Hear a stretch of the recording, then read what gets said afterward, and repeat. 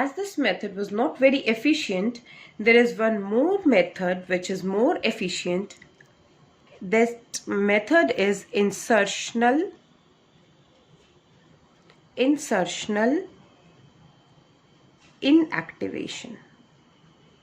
inactivation method.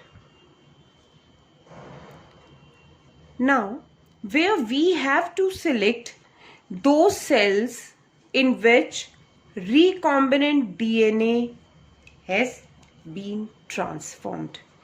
This is our main aim. We don't need the cells only with plasmid.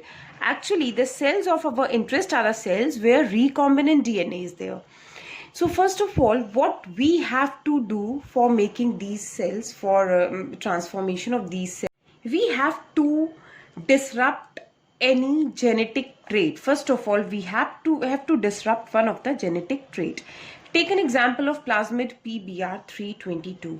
If you remember, then this plasmid PBr322, it contains two antibiotic resistant genes. One is resistant for ampicillin and another is resistant for tetracycline.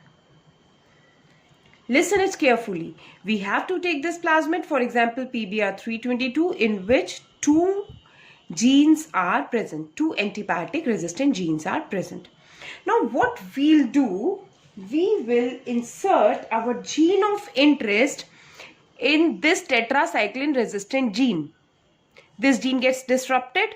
It means now this gene is no more functional. This tetracycline resistant gene is not functional in this case when we insert our gene of interest in tetracycline resistant gene.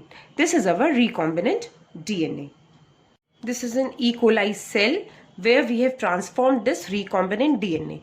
Now in this recombinant DNA, tetracycline resistant gene is disrupted, that is no more functional, but this ampicillin resistant gene is still functional. This gene is still functional. Now what we'll do, again prepare a media. Add ampicillin in that media. Prepare a media with ampicillin. Prepare a media with ampicillin. If we'll grow our cells, these cells in this media, these E. coli cells, if you want to grow these E. coli cells in this media, of course these cells will grow as they have ampicillin resistant gene. But once again, then how can we select? These cells can also grow, and normal cells without these genes where recombination is not taken place will also grow because they also have ampicillin resistant gene. So make one more media. In place of ampicillin, add tetracycline in that.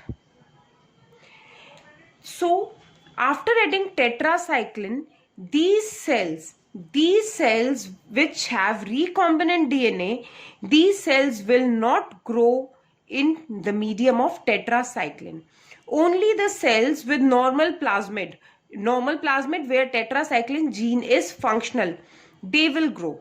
So only the cells with normal tetracycline gene which is functional will grow in this media, but these cells with ampicillin resistant gene will not grow. So we can able to identify the cells which have this gene of our interest, that is ampicillin resistant gene. This is the method of insertional inactivation, where we will insert gene of interest in one of the gene. For example, here we have inserted our gene of interest in tetracycline. So our cell becomes sensitive to tetracycline, and the recombinant cells, the recombinant plasmids, the cells in which recombinant plasmid is there will not grow in tetracycline, but they are resistant to ampicillin, so they can easily grow in ampicillin medium containing ampicillin, but not in the medium containing tetracycline.